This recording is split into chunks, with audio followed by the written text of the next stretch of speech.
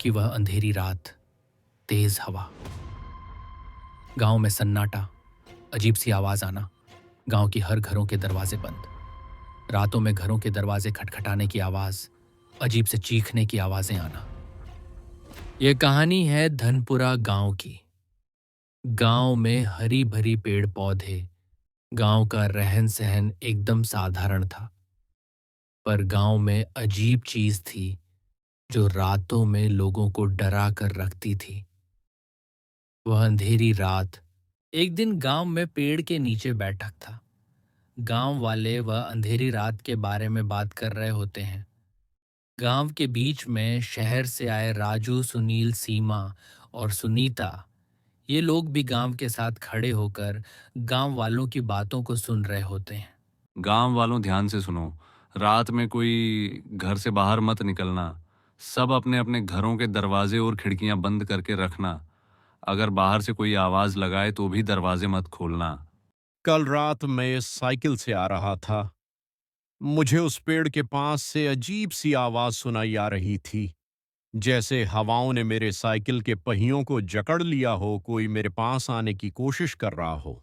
राजू वहीं खड़ा अपने दोस्तों के साथ गांव वालों की बातों को सुन रहा होता है। राजू शहर से रहता है, इसलिए उसे गांव वाले की ये अनकही और भूतिया बातों पर बिल्कुल भी यकीन नहीं होता। ये सब अनकही बातें हैं। भूत वगैरह कुछ नहीं होता। आखिर क्या है इस गांव की अंधेरी रात में जिसकी वजह से गांव के लोग इतना डरते हैं? तुम गांव में पहली बार आए हो। आजकल के बच्चे सब बातों को हवा में लेते हैं। हर बातें अनकही नहीं होता बच्चों। इस गांव की अंधेरी रात सबके लिए खतरा सा है। इसलिए मेरी बात मानो, तुम घर से बाहर मत निकालना। हाँ बच्चों, तुम लोग गांव में नए हो। रात में कोई पुकारे या सामने दिखे तो तुम लोग उसमें ध्यान मत देना। वह अंधेरी रात कोई सपना नहीं, हकीकत है। वहां किसी की परछाई, बाप रे। मत निकलना बच्चों। अरे राजू, तुम्हारा गांव तो एकदम भूतिया गांव लग रहा है। तुमने बताया नहीं यहाँ रोज रात भूत आता है, गांव को डराता है। क्या यार राजू। अरे सीमा, तुम भी क्या बात कर रही हो? तुम भी गांव वालों की तरह भूतिया बातों पर यकीन करने लगे। ये भूत नहीं होता, पता नहीं आखिर क्या है वह अंधेरी रात में। चारों गांव वालों की बातों पर भरोसा नहीं करते और घर के लिए निकल जाते हैं।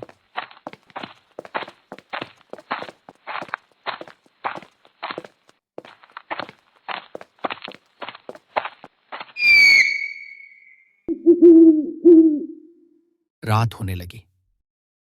हर घरों के दरवाजे बंद थे। कुत्ते बिना वजह भौंक रहे थे।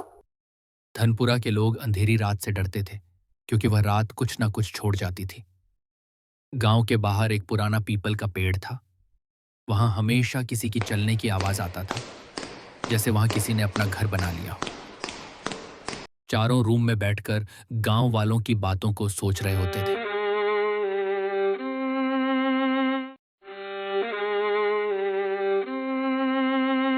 क्यों ना हम बाहर जाकर देखें, आखिर लोग इस अंधेरी रात से इतना डरते क्यों हैं? गांव में सच में भूत होगा क्या? चलकर देखें। नहीं यार राजू, अगर सच में कोई भूत होगा तो हमें बाहर नहीं जाना चाहिए। गांव वाले की बातें समझनी चाहिए। हर बातें हम अनकही नहीं हो सकती।